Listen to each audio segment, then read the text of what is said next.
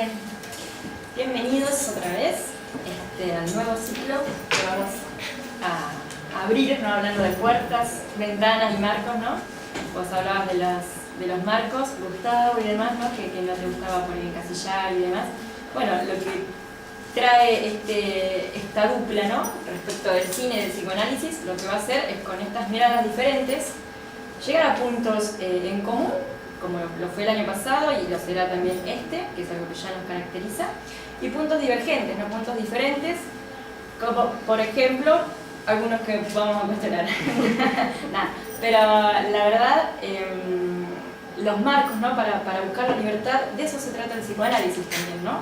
Uno está enmarcado, por eso hacemos este ciclo también, ¿no? Para mostrar en estos personajes, en este caso, bueno, con la película El Dependiente, de Leonardo Fabio, ir mostrando la dependencia de no muchos personajes, porque son muy pocos los que aparecen en esta película, que dura poco, pero para mí duró como 5 horas, ¿no? por lo que él nombra de los espacios, de los silencios, ¿no? Y yo escribí un montón para poder, porque la verdad me tensionaba por muchos momentos la película, ¿no? Y es lo que también trae este espacio y es lo que esperamos transmitir, ¿no? El cuerpo, que el psicoanálisis voy a intentar, ¿no? Hablar también del cuerpo, ¿no? De cómo en este caso Leonardo Fabio va a recortar con su cámara distintas partes del cuerpo. Él ya las nombró, las voy a volver a nombrar yo. Ahora mismo, por ejemplo, ¿no? con las bocas y los ojos, eso me parece algo totalmente espectacular y parece hasta freudiano, me permite también tomarme ciertas licencias, ¿no? Respecto del gran Leonardo Fabio. Así que justamente nos encontremos medio trabados en el deseo y nos encontremos más cercanos a lo mortífero del deseo, ¿no? Por eso intentaré analizar, tomando varias escenas, y ver justamente lo que podemos tomar de libertad, que en este caso ya con lo que trajo Gustavo y lo que traeré yo, de libertad no hay nada y hay un determinismo que yo agregaré inconsciente, a lo que dijo Gustavo, un determinismo inconsciente en estos personajes que voy a dar en letra de la voz en off, que en algunas partes las dice Leonardo Fabio, ¿no? Me parece, no en todas, pero en algunas las habla Leonardo Fabio. Empieza así. Y fue así. Fernández comenzó a trabajar en la ferretería. Para ese entonces, Don Vila era ya tan viejo como ahora. Desde el primer día Fernández fue reservado, oscuro, diligente y cuidadoso del centavo. Don Vila vio en él al niño que había sido y Fernández en Don Vila al viejo que sería. Los límites de sus ambiciones y metas están marcados por el rectángulo del salón que hace de negocio.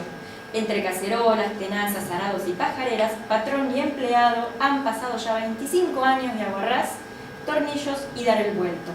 Este es el primer fragmento de la voz en off que va a dar cuenta de y va a presentar al empleado y al empleador, a Don Vila y a Fernández, en este rectángulo, ¿no? Que los divide, como él trajo recién, ¿no?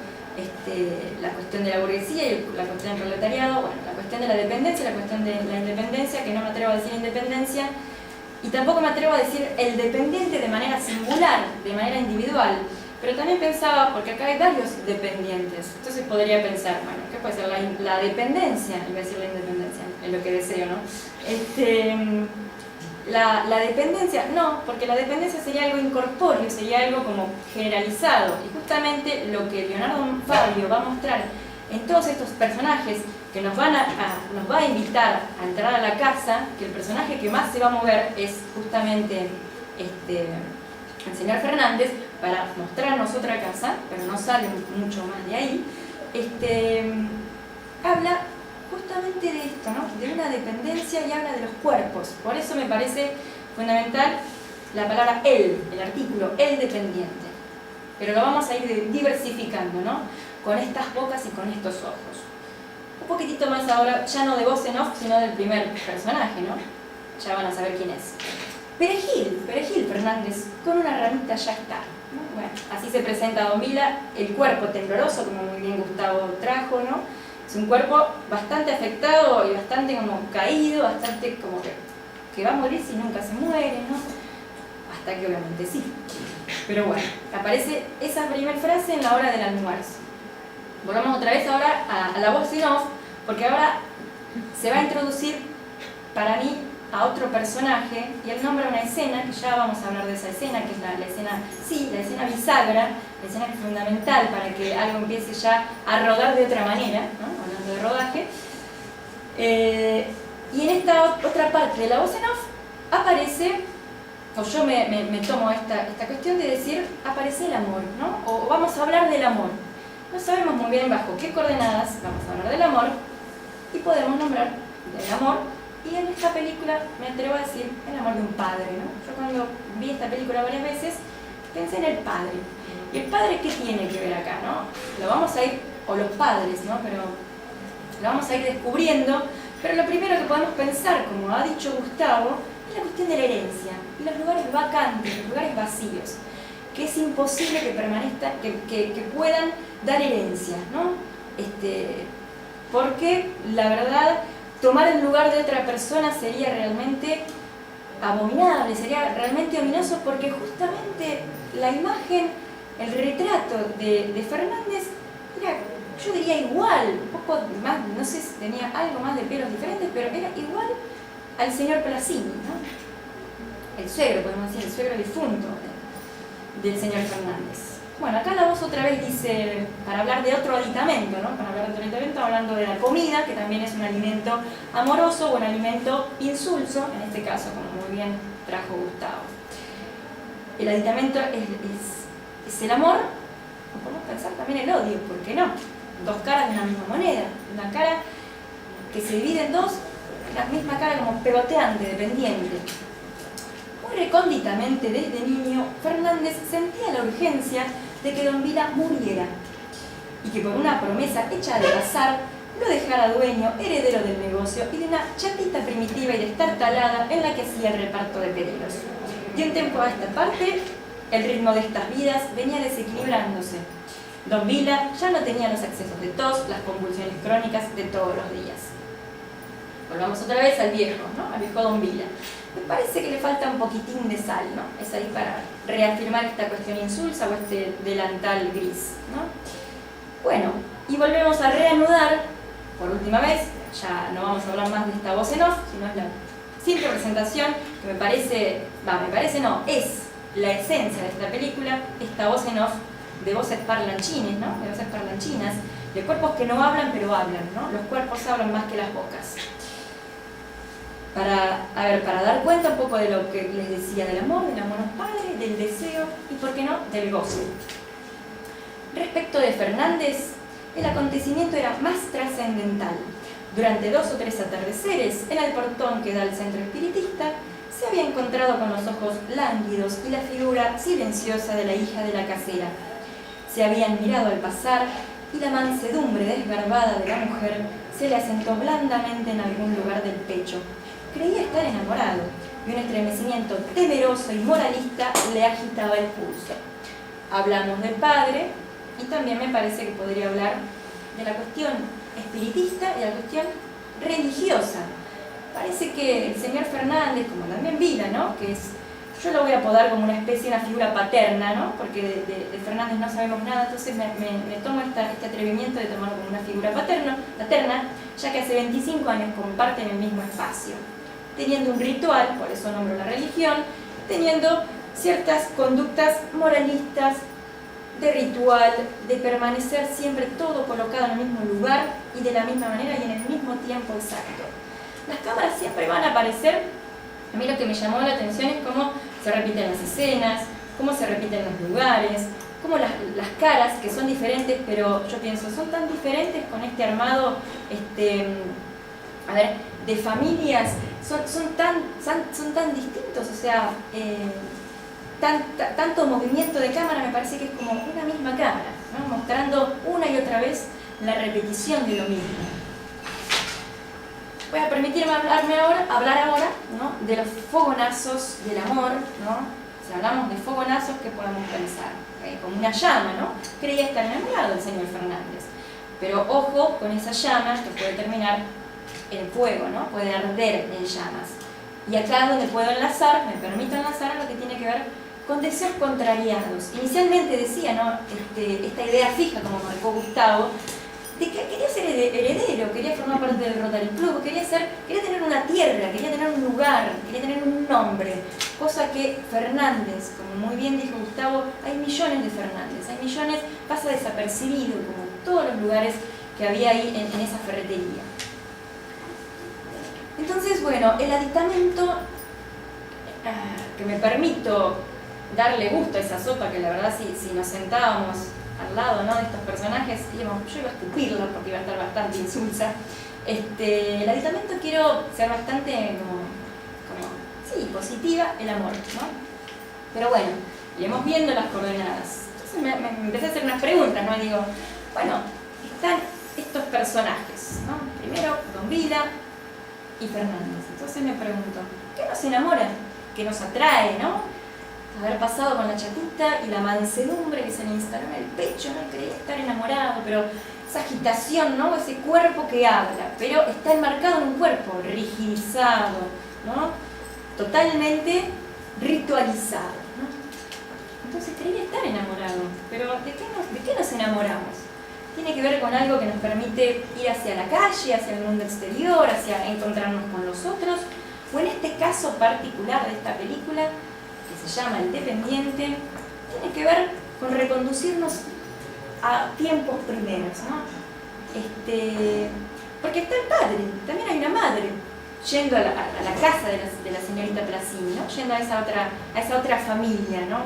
Que esconde algo terrorífico, esconde un pasado muy atenazado, y cuando se quiere salir de ese lugar, ambos, los jóvenes, ¿no?, la señorita Placini y el señor Fernández, terminan atenazados, hablando un poco del instrumental que hay en una ferretería, ¿no?, de las herramientas. Terminan atenazados haciendo lo mismo.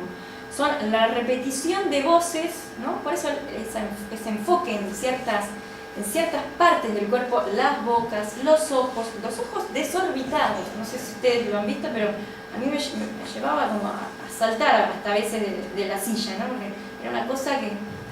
Y las voces, ¿no? La boca que abre, que hace ruidosos, ¿no?, ruidosos sorbos con la sopa. Y el detalle que ya me olvidaba, hablando justamente de esta cuestión animal que nombra Gustavo, si hablamos de un animal, si hablamos, como yo les digo, de estas preguntas que me permito hacer acerca de estos fogonazos del amor, es reconducirnos a tiempos primeros. Un padre, una madre, ¿quién nos desea primero, no? ¿Quién nos da lugar? Que no tiene que ser vacante ese lugar, tiene que abrirse un lugar, un espacio para que sea ocupado por un hijo, ¿no?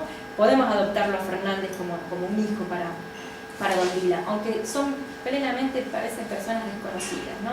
Aunque dice yo lo quiero y demás, pero de repente ocurre un deseo de muerte. Ay, la vida, si el viejo se muriera, por ejemplo, ¿no? O ay, cuánto falta para que se muera, la culpa de todo lo tiene Don Vila, ¿no? Entonces aparecen estos deseos contrariados, ¿no?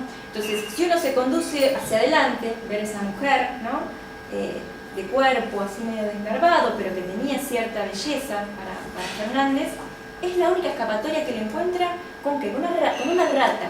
Esa rata fue maravillosa porque mientras los dos están tomando la sopa, él ve la rata primero y arma toda una estrategia para decir, nos van a arruinar la mercadería, Don Vila, o sea... Entonces, ¿cuál es su estrategia? Poder salir de ese cuadrado, de ese rectángulo que los unía, que los dividía también, ¿no?, pero que centrípetamente lo atraía a esta vida, y aparte de por qué lo atraía, porque quería ocupar el lugar, quería que el lugar esté vacante, pero ¿de qué manera? ¿De qué manera tan monstruosa? Muriéndose.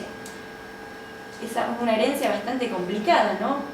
Heredar un nombre a partir, o un lugar, o un espacio, a partir de una muerte, de desearle la muerte desde chico, ¿no? Entonces esa rata es la que a él le permite salir a la calle con su chatita y ahí encontrarse 2 o 3 veces, ¿no? Por eso la cámara va y viene, pero siempre en el mismo punto, encontrarse con la mujer de la cual se había enamorado, creía estar enamorado, ¿no? Porque encima aparece el pensamiento, no puede estar, el cuerpo cuando se arrebata de goce, de goce en tanto satisfactorio, es como que él también lo tiene que acallar, porque todo el tiempo está tensionado este hombre, ¿no? Entonces, todo ese gozo de satisfacción, ¿a qué lo puede reenviar? a un deseo de decir, este viejo se tiene que morir, así yo puedo estar finalmente con la mujer que quiero y puedo trasladarla a la ferretería, ¿no? Y cambiarle el nombre.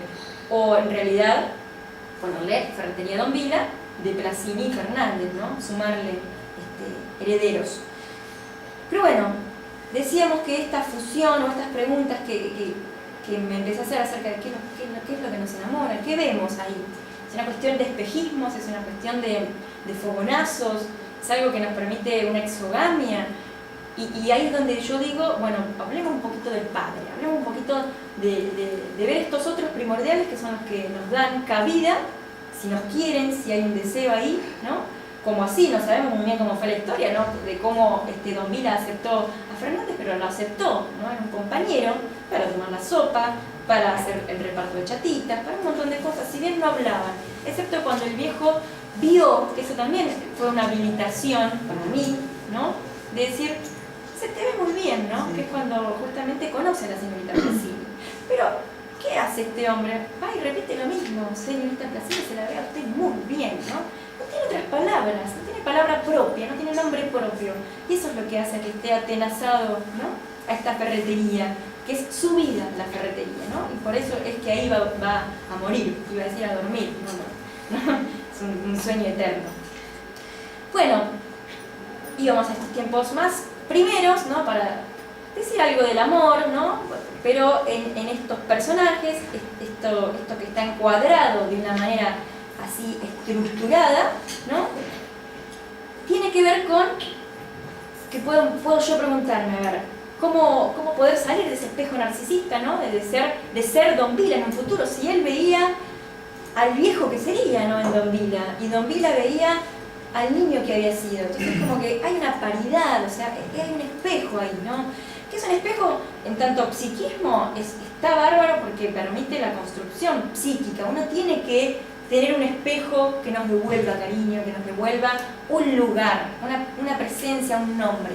Pero ¿qué pasa acá? Don Vila no decía mucho. Don Vila tomaba la sopa, Don Vila decía, bueno, hacer pedido, fantástico. No sé si es fantástico, ¿no?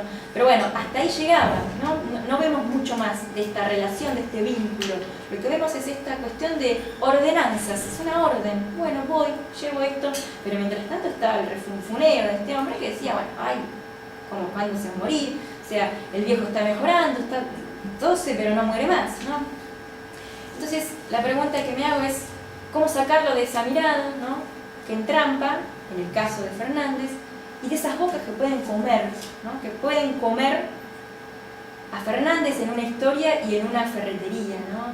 Porque andar en la boca de la gente no es bueno, ¿no? Decía la señorita Placini cuando la presentemos en un ratito, ¿no? Bueno, yendo un poco a los tiempos actuales es donde ahora vamos a dar presencia a la señorita Placini para hablar de las miradas, ¿no? De estos fogonazos al pasar con la chatita y decir, bueno, yo siento el amor. También tiene un artículo importante, el amor, ¿no? Siento amor, siento estar enamorado. El amor, yo por usted siento el amor. Es un poquito grande decir yo siento el amor, ¿no? Hasta incluso podría decir, como justamente no convoca al otro, no es una cuestión, a ver, de ida y vuelta, más allá de que obviamente está la señorita Placini a la que se le acerca y le dice que la quiere y que siente el amor. Primeramente es el amor, es una cosa como muy mística, hasta podríamos pensar. Y no tiene cuerpo, no tiene personaje ahí, ¿no? Es como decir, sí, yo amo a Dios, yo amo, no sé, o sea, amo a la ferretería, amo al Rotary Club, ¿no? Como esos nombres imposibles, ¿no? Pero vamos a seguir las pisadas de Fernández y la chatita para decir, o para ver en realidad, a ver cómo él nos permite introducir en otras casas. Las casas que Leonardo Fabio filma, ¿no? Con esos ventanales enormes, esa luz, ¿no? Esa luz y esa sombra, porque la cámara está puesta desde la sombra en determinadas escenas, ahora vamos a especificar cuáles o cuál, da cuenta de un ojo que nos mira, ¿no? Un ojo que nos mira, y hasta a veces dos personas enfrentadas, o sea, una enfrente de la otra tomando el té, la señorita Placini y el señor Fernández, pero sin embargo la que se enfoca es a la madre cuando ponen el carnaval de los animales, ¿no? La parte del cisne, que es el pavoneo de un cisne donde tranquilamente está como enamorado, podríamos decir, hasta incluso me permito decir, cuando dice yo siento por usted el amor, podemos hablar de esta cuestión narcisista, no esta cuestión de envoltura del objeto, ¿Qué es la envoltura del objeto? O sea, cuando uno sale al encuentro con los otros, a la calle, ¿no? Que es lo que filma también Leonardo Fabio, es tomar contacto con nosotros, pero lo que él hace siempre es identificarse a la cuestión recluida, a la cuestión de que yo no pertenezco a este barrio, yo no pertenezco a esto, ¿no? Porque yo soy igual que usted, yo también, o sea, soy tímido, yo, de hecho, la conocí por casualidad, porque trabajo en la ferretería de Don Vila, ¿no? Aparece la madre como voz chillona, que esa es otra madre bastante, ¿no? Que nos deja, una madre poco cuerda, ¿no? Toma para callar, ¿no? La boca nuevamente, ¿no? Toma alcohol por un destino también marcado por desgracias, porque fallece un hombre, al cual no sé si se amaban, la verdad, no sé, porque esta película parece más un policial que una historia de amor, ¿no? Donde la sangre corre, donde los deseos ominosos, donde los deseos se encuentran y se chocan. O sea, yo deseo a la mujer, pero ¿cómo puede ser que esté pensando en matar o en que muera el viejo, ¿no? Ese deseo. O sea, es como muy, muy contradictorio, por eso aparecen esos fogonazos y aparecen estas cuestiones infernales, ¿no? ¿Infernales de qué, podemos decir? De que ahí el tipo estaba enamorado, quería estar con ella, pero no había manera si no era estando a solas literalmente, ocupando el lugar del viejo, el viejo que sería. De hecho, en las últimas escenas, él es casi un viejo, ¿no? Cuando cierra la puerta y la quiere cerrar porque escucha a la señorita Placini, ya señora Placini, ¿no? Que ya lo está retando, ¿no? Esta señorita Placini tan inocente no es, me atrevo a decir, ¿no? Ahora veremos también por qué, ni tampoco el padre, ni tampoco. Y la madre de la señorita Placini, la vemos entrampada en el espejo, ¿no? También en un espejo y en una cuestión, ni siquiera hacer lo que se puede, ordenada por un padre, en realidad por un marido, ¿no? Por el padre de la señorita, a encerrar a un hijo. ¿Por qué no puede hablar esta mujer? Esta mujer, ya vamos a hablar de la cuestión de su voz, ¿no? Que me llamó la atención. Acá vamos a encontrar el nudo fantasmático de estos personajes, ¿no? La casa me parece totalmente genial, las casas, para decir, bueno, acá se está construyendo el psiquismo individual de cada personaje, o de la trama familiar del neurótico, ¿no? Diría Freud, diría Lacan, y me parece que nos invita en estas películas y esta película para hablar justamente de la constelación familiar, bajo qué coordenadas se da para que alguien pueda ser exogámicamente libre o atenazadamente dependiente, ¿no? Bueno, entonces, miradas, voz, ¿no? Que dependerán en tiempos infantiles de que, bueno, de que haya alguien que desee a esa persona, pero bueno, ha pasado los años, Don Vila es grande, es un viejo, y Fernández debe tener como 40, más o menos, y por pasó 25 años y en edad adolescente entra a la ferretería. Y bueno, ya es un hombre, ya es de edad, podríamos decir, no de merecer, en términos coloquiales, ¿no? Pero bueno, vamos a encontrarnos, ¿no? Con estos personajes, me parece como que es la parte más maravillosa, porque me parece que el dependiente intentando como tironear, ¿no? Correrse de la ferretería, que termina volviendo a la ferretería, correrse para armar otra cosa, más allá de que quería ser el heredero de la ferretería de la chatita, termina ahí, ¿no? Pero este estiramiento, ¿no? De no poder tener, podríamos decir, tela simbólica para decir, bueno, quiero enamorarme, sí, que Don Vila me dé su ok, pero en vida, no en muerte, ¿no? Hablamos ahora de otro animal, ¿no? El gato. El gato me parece otro animal espectacular, ¿no? Si los gatos dicen que cuando muere alguien son los que también están en el lugar, en la casa, ¿no? Del dueño, como que también mueren ahí, ¿no? Entonces me parece un animal interesante para hablar justamente de que el gato era remolón y la verdad tenía ganas, como todo gato, ¿viste? Como cuestión narcisista, ¿no? Los gatos se lamen, ¿no? Como me amo a mí mismo, quiero estar en el sillón del señor difunto Placini, ¿no? Pero sale revoleado por los aires, ¿no? Y ahí es donde aparece la madre, ¿no? La madre de la señorita Placini, ya entrando el señor Fernández, porque ya se habían conocido, lo había invitado a tomar el té en la tarde, fue la tardecita. Ese sillón no puede ser tocado, tiene que estar vacante ese lugar. ¿Pero por qué? O sea, herencia, porque vamos a hablar de la herencia, del nombre, del padre. Porque ahí se sentaba el señor Placini. ¿Pero qué pasó? Si hace 10 años que murió, ¿por qué nadie puede ocupar ese lugar? ¿O por qué no lo pueden ocupar un gato, Estanislao, que encima no sabíamos hasta determinado momento de la película, porque hay todos rituales, quién había ahí y por qué la madre llevaba una velita, ¿no? A las 23 en punto, ¿no? Se iba de un lugar, o sea, hacía un hueco, pero de repente un día no lo hizo. ¿Por qué? Porque se puso a bailar. Ya vamos a hablar también de eso. Bueno, entonces podemos pensar, ¿no? Cuando la señorita se le acerca, ¿no? Y dice, bueno, no, la gente, se los voy a leer, ¿no? La gente se mete mucho en la vida de uno, le gusta hablar. Y andar en la boca de la gente no es bueno.